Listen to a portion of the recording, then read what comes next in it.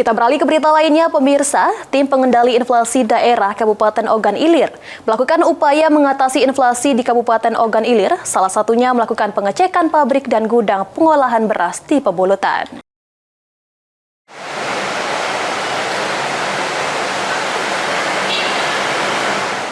Berbagai upaya terus dilakukan oleh Tim Pengendalian Inflasi Daerah atau TPID Kabupaten Ogan Ilir, yang diketuai oleh Sekretaris Daerah Ogan Ilir Mohsin Abdullah untuk mengendalikan laju inflasi yang ada di Ogan Ilir. Setelah menggelar rapat koordinasi bersama unsur TPID yang terdiri dari sejumlah dinas dan organisasi perangkat daerah atau OPD terkait, pihaknya langsung melakukan peninjauan di lapangan. Peninjauan dilakukan dengan mengecek secara langsung kondisi gudang dan pabrik pengolahan beras yang berada di wilayah Pemulutan.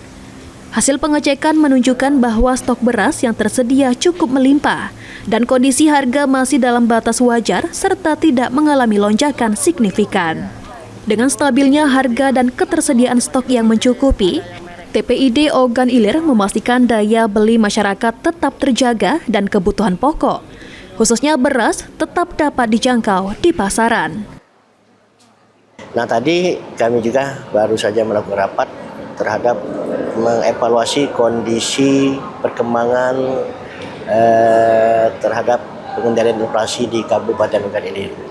Karena akhir-akhir ini di Kabupaten Ogan Ilir itu dilaporkan ataupun informasi yang ada harga beras itu naik.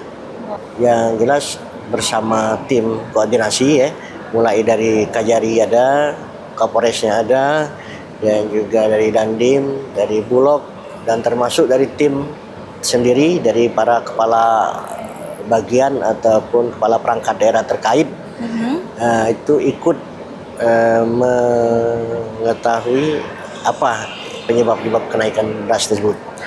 Ahmad Romawi, PAL TV. TPID Ogan Ilir. Yes, yes, yes.